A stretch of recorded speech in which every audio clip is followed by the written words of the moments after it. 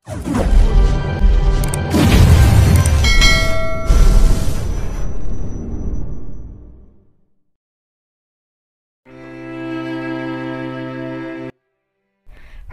POV.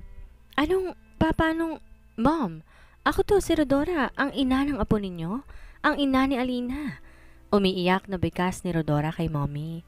Napansin ko ang galit na nakarehistro sa ekspresyon ng mukha ni Mommy habang titig na titig kay Rodora. Para bang may ginawang mortal na kasalanan si Rodora na hindi katanggap-tanggap? Wala sa sariling napatitig ako sa papel na nasa ibabaw ng mesa na muling dinampot ni Mommy. Talaga bang apo ko siya kay Rodora? Talaga bang apo ko si Alina? Galit na sigaw ni Mommy kay Rodora na pareho naming kinagulat. Mom, anong ibig sabihin nito? Ano pong sabi niyo? Si Alina. Kinwestiyon niyo si Rodora tungkol sa pagkatao ni Alina? Naguguluhan kong bigkas. Hindi ako magiging magaling na businessman kung hindi ako matalino. Pero sa pagkakataong to parang walang impormasyon ang pumapasok sa utak ko. Naguguluhan ako. Mom, ano po bang pinagsasabi ninyo? Anak namin ni Hercules si Alina mula nung pinagbuntis ko siya hanggang sa pinanganak ko ang anak ko, nandun kayo. Bakit niyo po ako nagawang questionin ng ganito kasensitive ng bagay? Ayaw niyo po ba sa akin? Ayaw niyo po ba ako maging asawa ni Hercules? Umiiyak na bigkas naman ni Rodora. Akmang lalapit pa sana to kay Mommy para sana humawak pero nagulat na lang ako dahil mabilis tong binigyan ni Mommy ng mag-asawang sampal. Sa sobrang lakas noon napansin ko pa na saglit na tigilan si Rodora habang lumuluha. Hindi ko akalain na sa mahabang panahon, nag-alaga pala ako ng ahas. Isang ahas na handang sumira sa buhay ng anak ko habang buhay. Galit na sigaw ni Mommy kay Rodora. Hindi naman ako makapaniwala dahil sa mga narinig. Mom, ano ang ibig sabihin nito? Nagtataka kong tanong kay Mommy na nooy tuluyan ng umiyak. Kaagad niya namang iniabot sa akin ang papel na binigay niya kanina at nabitawan ko na lang ulit nung dumating si Rodora. Binuklat ko yon at kunot noong binasa. Ganon na lang kaagad na pagsalubong ng kilay ko na mabasa ko ang di katanggap-tanggap na nakasulat sa naturang papel. 0% negative? Anong ibig sabihin nito, Mom? Gulat kong tanong. Para ko nagising sa isang mahimbing na pagkakatulog at sa muling pagmulat ng aking mga mata, isang hindi katanggap-tanggap na balita ang kaagad na bumungad sa akin. Ano yan? Ano meron sa papel na yan? Narinig ko pang bigkas ni Rodora. Inagaw niya sa akin ang papel na hawak ko kasabay ng malakas niyang pag-iyak. Para naman akong biglang nawala sa sarili ko, ni hindi ko na nga namalayan pang pumapatak na pala ang luha sa aking mga mata. Hindi ko anak si Alina. Niloko mo ko? Mahinang bigkas ko. Kagad namang napailing si Rodora. Akbang hahawakan niya sana ako pero mabilis ko siyang tinabig. Hindi ko alam kung bakit biglang sumagi sa isipan ko na nagdesisyon akong ipa-DNA test kayong dalawa ni Alina. Kaya pala nung nalaman ko na may anak kay ni Bridget, ibang tuwang nararamdaman ko. Yun pala silang tunay kong apo at hindi ang anak ni Rodora. Bigkas ni Mommy. Di ko alam kung magpapasalamat ako sa kanya sa pagbunyag ng katotohanan. Pero parang napakahirap tanggapin. Minahal ko ng buong puso si Alina. Siya rin ang dahilan kung bakit pinayagan ko si Rodorang tumira dito sa mansyon sa pag-aakala kong anak ko nga ang pinagbubuntis na noon. Pinagtakpan ko rin siya noong mga panahong sinadya niyang ipabundol si Bridget dahil ayaw ko siyang makulong dahil naawa ko sa babing nasa kanyang sinapupunan na sa pag-aalala ko'y dugo at naman ko din. Ang tanga ko. Ang tanga-tanga ko para nagawang paikuti ng isang walang kwentang babae na kagaya ni Rodora. Bakit? Bakit nagawa mo kung lokohin? Nanlilisik ang mga matang tanong ko kay Rodora nang makabawi sa pagkabigla. Kagad naman siyang napailing. Hercules, maniwala ka sa akin. Anak mo si Alina. Anak mo siya, hindi kita niloloko. Siguro galit lang si Mommy kat nasabi niya to para maniwala ka sa akin. Anak mo si Alina? Umiiyak na bigkas ni Rodora. Huwag ka na ring magmaang-maangan pa, Rodora. Sa lahat ng oras, nasa likuran mo ko para suportahan ka sa lahat ng gusto mo. Hindi ko alam sa kabila ng lahat ng mga kabutihang binigay ko sa'yo. Nagawa mo pa kaming lokohin. Ano ba ang kulang? Bakit nagawa mo to sa amin? Galit na sigaw ni Mommy kay Rodora. Hilam ng luha ang mga mata niya habang nakadurong isang daliri niya kay Rodora. Samantalang hirap naman akong tanggapin ang katotohanan. Hindi ko alam kung karma ba ang tawag nito, pero parang ganun na nga. Pinaboran ko ang babaeng manloloko at pinalayas ko si Bridget noon sa buhay ko. Nadamay pang mga anak ko. Lumaki silang walang ama at nagpalaki ako ng batang hindi ko naman kadugo. Ang sakit. Sobrang sakit. Hercules, maniwala ka sa akin. Mahal kita. Mahal na mahal kita at hindi kita... Di niya na natuloy pa ang sasabihin. Nang inisang hakbang ko ang pagitan naming dalawa at galit na hinawakan siya sa magkabilaan niyang balikat. Huwag ka na magkaila pa. Kahit mag-deny ka pa, malalaman at malalaman ko rin ang katotohanan. Wala kang kwentang babae. Hinding-hindi kita mapapatawad sa ginawa mong to sa akin. Sisiguraduhin kong pagbabayaran mo lahat ng ginawa mong Torodora. Kasumpa-sumpa ka. Galit kong bigkas sa kanya. Malakas naman tong napahagulhol ng iyak. Pigil ko naman ang sarili kong pilipitin ang leeg niya makaganti lamang sa ginawa niya sa akin. Sinong ama? Sinong ama ni Alina? Galit kong sigaw. Wala na akong pakialam pa kung may makakarinig man sa akin. Ang importante sa ngayon mailabas kong sama ng loob na nararamdaman ko. Feeling ko sa sabog ng puso ko sa matinding frustration na nararamdaman. Parang gustong sumabog ang puso ko dahil sa sama ng loob na nararamdaman. Hindi ko alam na sa loob ng 7 taon, nagawa akong lokohin ni Rodora at pananiwala sa isang malaking kasinungalingan. Sama ang pumatay ng tao, baka ginawa ko na sa kanya. Sobrang sama niya. Sobrang hirap tanggapin ang nalaman ko ngayon lang. Why? Why? Galit kong sigaw. Tuluyan na ring napaiyak si Mommy habang dahan-dahan na naglakad papalapit sa akin. Mahigpit ako nitong niyakap habang namumutawi sa mismong bibig niya ang paulit-ulit na pagbigkas ng salitang sorry. Di ko naman malaman kung kaya ko bang magpatawad. Sana panaginip na lang ang lahat. Sana hindi ito totoo. Hercules, patawarin mo ko. Hindi ko rin sinasadya na mangyari to. Akala ko kasi mahal mo ko eh. Natatakot kasi akong baka iwan mo ko nun kaya nagawa akong ilihim sa iyong lahat-lahat. Umiiyak na bigkas ni Rodora. Sorry? So inaamin mo na hindi ko nga anak si Alina, na nagsisinungaling ka sa akin? Galit kong wika sa kanya. Kumalas ako sa pagkakayakap ni Mommy at kuyom ang kamao, hinarap ko siya. Sinong ama? Sino ang ama ni Alina? Galit kong singhal sa kanya. Lalo namang napahagulol siya ng iyak kasabay ng pag-iling. Hindi ko alam. Tama, hindi ko alam kung sinong ama niya. Hercules, hindi ko sinasadya. Nalasing ako nung minsang tayo nagkasama ng loob. Niyaya ko ng kaibigan ko na uminom sa bar at nang nalasing ako, hindi ko na alam kung anong nangyari. Nagising na lang ako, may lalaki na akong katabi sa kama sa isang hotel room. Hindi ko siya kilala at hindi ko na rin siya maalala. Maniwala ka sa akin, hindi kita niloko. Alam mo namang ikaw lang mahal ko, diba? Alam mo naman na, shut up. Tama na. Pwede bang tama na? Hindi ko na kailangan pang paliwanag mo. Pagod na, Rodora. Pwede ba tumahimik ka na muna? Galit kong sigaw sa kanya. Napansin ko ang panandaliang pagkatigalgal sa kanyang mukha habang pasimpleng pinunasan ng sariling luha. Umalis ka na muna bago pa ako makalimot at baka kung ano pang magawa ko sa'yo. Ayaw na ayaw ko munang makitang pagmumukha mo kaya umalis ka na muna. Seryoso kong wika sa kanya. Babae pa rin si Rodora at hanggat maaari, ayokong manakit ng babae physically. Hindi ko kaya. Minsan ko rin siyang minahal pero sa mga nalaman ko ngayon, lalong nawalan ako ng amor kay Rodora. Ang konting awang nararamdaman ko sa kanya biglang naglaho. Napalitan niyo na matinding galit na hindi ko alam paano ko siya mapapatawad. Sobrang hirap tanggapin ang katotohanan. Naging unfair ako kay Bridget ng dahil kay Rodora. Si Rodora ang mas pinili ko noon tapos malalaman ko, niloloko niya lang pala ako? Na hindi naman pala talaga kami nagkaanak. No. Hindi ako aalis dito. Ngayong alam mo na ang tungkol sa tunay na pagkatao ni Alina, kukunin ko na siya. Total naman, ikaw rin na nagsabi na hindi mo siya anak, di ba? Wala nang dahilan pa para manatili siya sa pamamahay mo. Galit na bigkas ni Rodora sa akin. Kung kanina halos maglupasay ito sa pagmamakaawa sa akin, mapatawad ko lamang siya, biglang nagbagong ihip ng hangin. May bahid ng galit ng kanyang mga mata, habang nagpapalipat-lipat ng tingin sa aming dalawa ni Mommy. Kukunin mo si Alina? Sa palagay mo ba papayag ako? Seryoso kong sagot kay Rodora. Saglit siyang natigilan habang titig na titig sa akin. Anak or hindi ko man siya anak, wala akong pakialam. Hindi mo siya makukuha sa amin at kami ang kikilalanin niyang pamilya hanggang sa matuto na siyang magdesisyon para sa sarili niya. Seryoso kong bigkas kay Rodora. Kaagad na nanlaki ang mga mata nito sabay iling. No! Hindi ako papayag.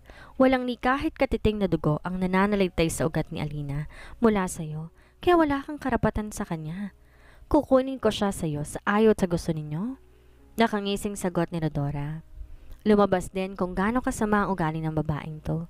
Pero hindi ko siya mapapayagan na makuha niya si Alina sa poder ko. Anak ko man siya o hindi, masyado na siyang napamahal sa akin. Kaya mananatili siya sa tabi ko. Alam kong mula umpisa hindi naging mabuting ina itong si Rodora kay Alina. At baka mapahamak lang bata kapag ibibigay ko siya kay Rodora. Hindi ko mapapayagang mangyari yon. Umalis ka na. Buo na ang desisyon ko. Hindi mo makukuha si Alina sa akin habang buhay. Galit ko rin sigaw kay Rodora. Natigalgal to habang matalim ang mga mata na tumitig sa akin. Sinanyasan ko naman ang mga guards na nakaantabay sa hindi kalayuan sa amin at kagad naman silang nagsilapitan. Itapon yung babaeng yun sa labas at ayoko na babalitaan or nakikita. Napakalat-kalat siya dito malapit sa mansyon. Naiintindihan niyo ba? Seryoso kong bigkas sa dalawang guard na lumapit. Masusunod po, boss. Magkapanabay pa nilang sagot. Akbang hahawakan na sana nila si Rodora pero mabilis naman itong pumiksi.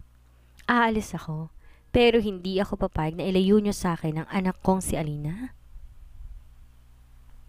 Hindi ako papayag na apak-apakan niyo ako porket nagkakalamang kayo sa akin ngayon.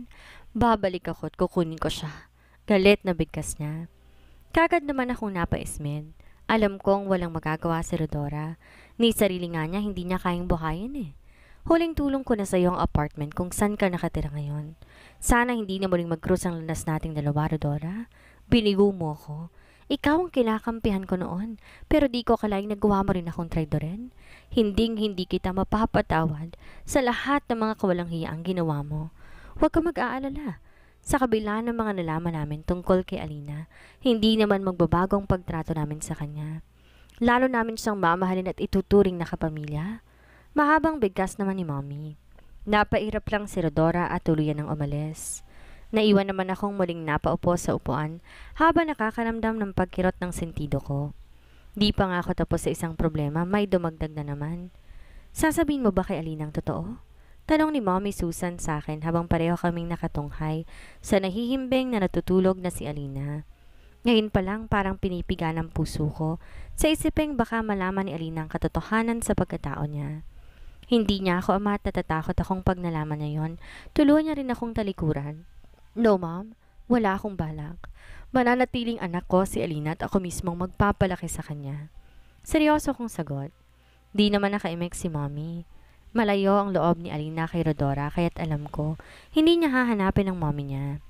Isa pa, mas nag-e-enjoy siya ngayon sa pakikipaglaro kina Stell at Selena at mas gusto niya pa yatang makasama si Bridget kumpara sa tunay niyang ina na si Rodora. Sagot ko kay Mommy. Napansin ko kaagad gumuhit ang lungkot sa mga mata nito habang hindi inaalis ang pagkakatitig kay Alina. Kailan ko pwedeng makilala ang mga apo ko? Hindi mo ba pwedeng pakiusapan si Bridget na hiramin ng mga bata para naman makita rin sila ng Lola Amelia mo?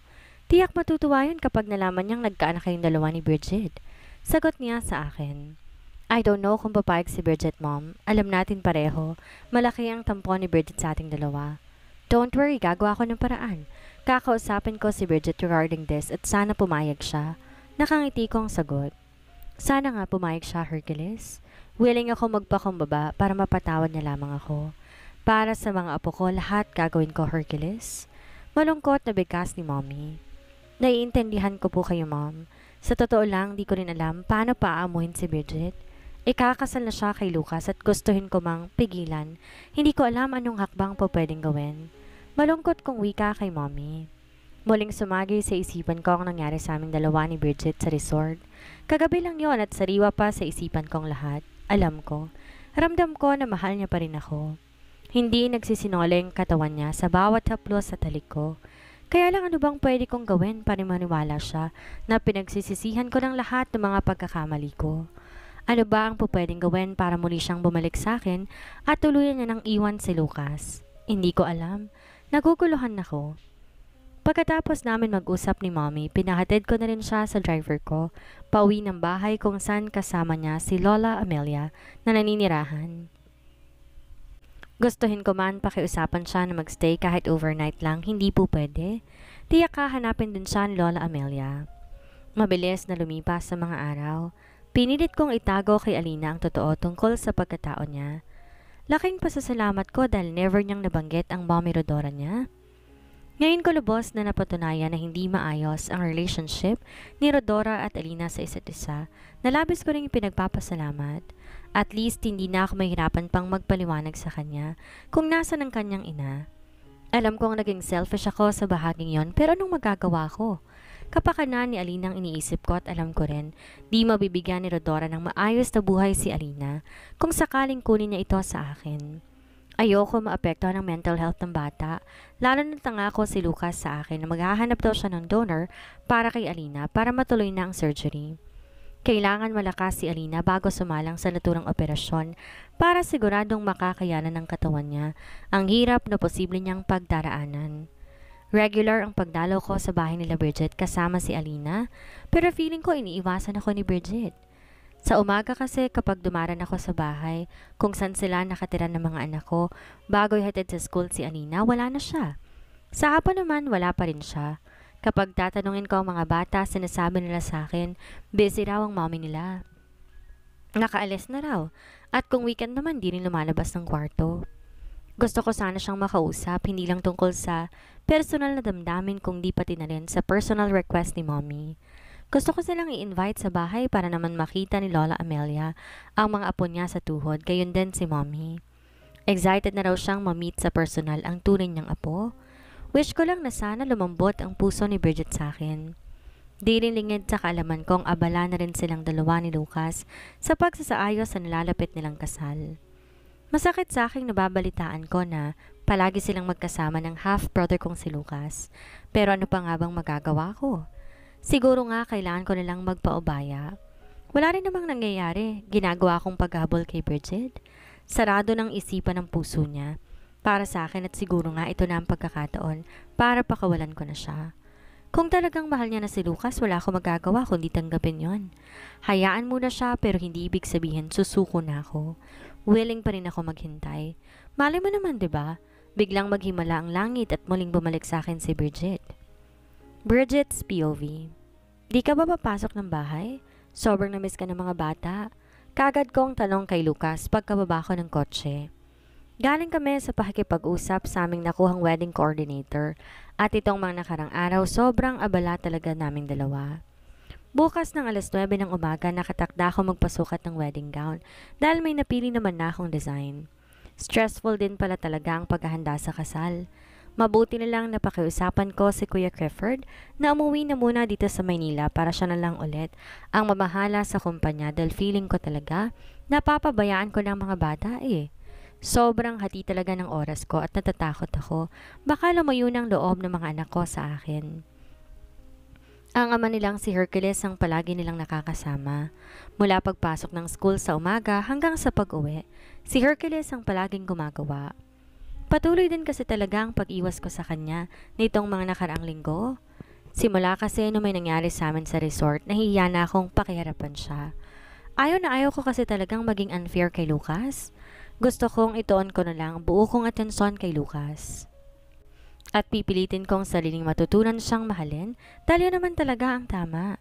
Sure, pero di rin siguro ako magtatagal. Kailangan ako ng hospital mamayang 9? Nakangiting sagot sa akin ni Lucas habang pinipindot niya ang lock button ng kanyang kotse. Nakadikit ang kanyang palad sa likod ko habang sabay na kaming naglakad papasok ng gate. Una kong narinig ang masayang halakak ng mga anak ko nang tuluyan na kaming nakapasok sa loob. Wala sa sariling nilibot kong tingin sa paligid. Kaagad sumalubong sa paningin ko ang masayang harutan ng mag-ama. Si Hercules, karga niya sa Selena habang tumatakbo at tinahabol naman nila ni Stel. Si Alina naman nakaupo sa grass habang tumatawa, nakasunod ang tingin sa mga naghaharutan kong mga anak kasama ang anak nila.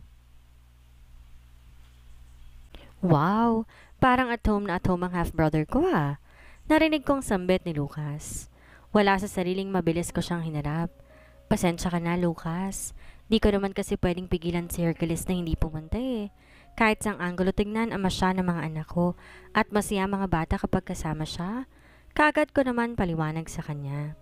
Ayokong bigyan ng dahilan na sumama ang loob niya.